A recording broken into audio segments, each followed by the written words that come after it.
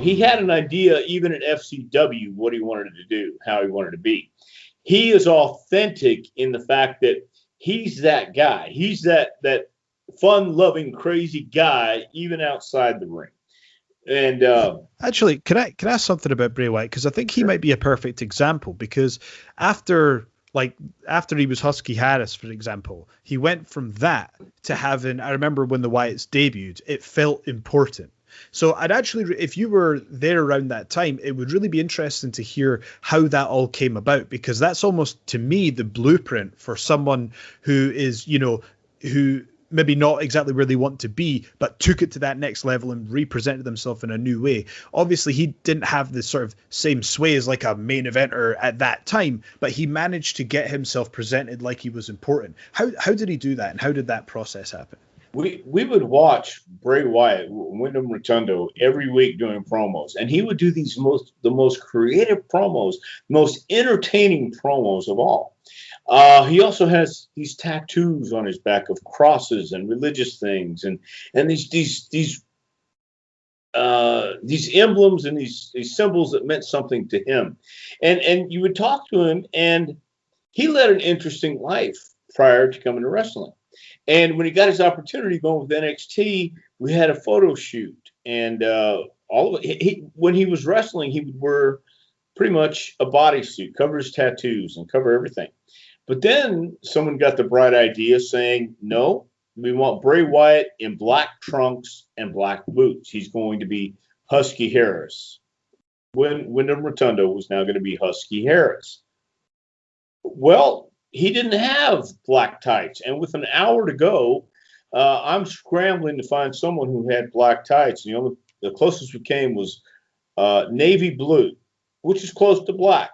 But I got the call the next day saying navy blue wasn't acceptable. What am I going to tell Vince when I go into him with these pictures? And he says, that's not black, that's navy blue. I don't think that would have happened, but that's kind of minute things that would come across me. So Bray, or as Husky Harris, he wasn't feeling it. A lot of us, you could be called Zip, and I sure as hell didn't feel that either. And it's just it is something you carry with you when you go to the ring, and when you're backstage. You're not feeling your character, you're not feeling who you are. It's going to show one way or another.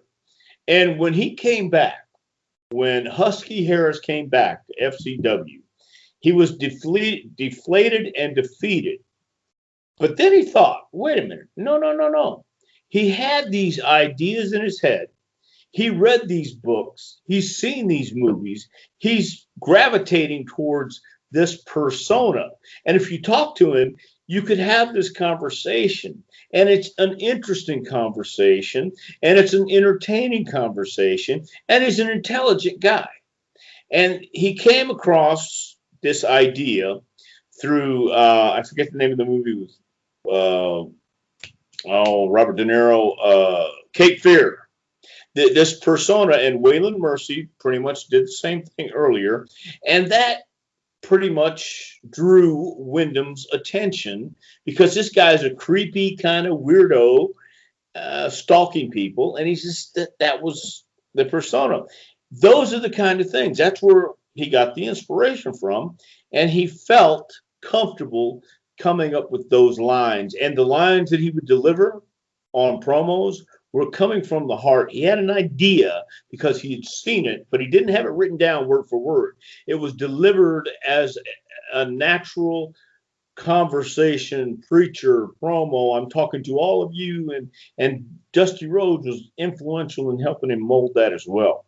So it just took having a crappy gimmick like Husky Harris. Who in the world? It doesn't even sound like a main event guy. But then coming back and saying, wait a minute, give me a chance. Going back to what we were talking about just a couple minutes ago. Having an idea, saying, let me follow through with this idea. Let's get it on film. Let's get it on tape. We'll send it to the office. As he's sitting there with his congregation in FCW, and he's talking to him, and he's preaching, and he's talking as a preacher would, and it was off the cuff, and it was real, and he had these words in his vocabulary that nobody else knew what they meant, but he had looked them up, and whatever he did to get there, he went from Husky Harris to Bray Wyatt. And there was a time there where we said, maybe you ought to change it because it sounds too much like Great White, and people would mistake it. But he stuck with it because he was going to make it get over. He was confident that he could do that a hell of a lot better than going out there as Husky Harris. Now he got to wear a shirt. Now he got to wear a body a little more covered up. And could I ask, when he was putting that pitch together, did he need the support of people like yourself and others to then present that to management, or did he send that off himself? I'm just wondering, what are the steps? Yeah. Well, this was during promo class, and this was when Dusty Rhodes was one of the key man with promos, and all of us when we would write our reports, we said this is Wyndham, this is who he is, by all means, and you have the support of the developmental team, and then the other people in WWE look at it, the main roster, and they say, wow, let's see what we can do with this. So, and then they came up with the ideas of the Firefly Funhouse, and just gave him the opportunity to play with it. And that's what you needed. Guys like Bray Wyatt, guys like Austin, guys like Rock and Shawn and Hunter and whoever else you want to throw in there, Mankind, Mick Foley.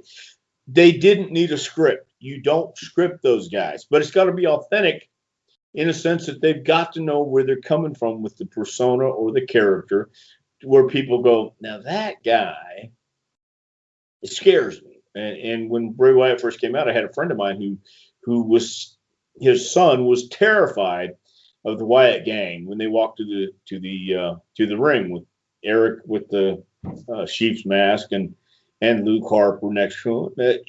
But even though he knew it was wrestling and he knew it wasn't, there's no way you can have these kind of people backstage and communicate. But at the same time, these guys looked the part. They were big and creepy, and they never gave you a nod and a wink saying, hey, we're not really this. Because, once again, once you would talk to Wyndham, he could go into that conversation. And it was fun. And they were having a good time. And you felt it. And you knew when they walked to the ring. Even when he got down on his knees, he was feeling it and taking his time and letting it happen. But all of us were behind it and filming those promos, sending it to the company because it was developmental. That got him the opportunity.